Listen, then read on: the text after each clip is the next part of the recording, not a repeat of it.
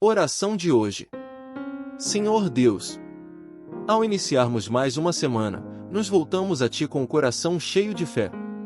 Tu és o nosso refúgio e a nossa fortaleza, um socorro sempre presente em tempos difíceis.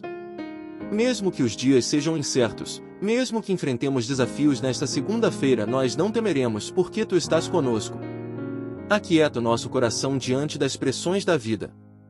Traz paz em meio à correria, sabedoria nas decisões, e força para cada passo que precisarmos dar. Nos lembramos da Tua promessa.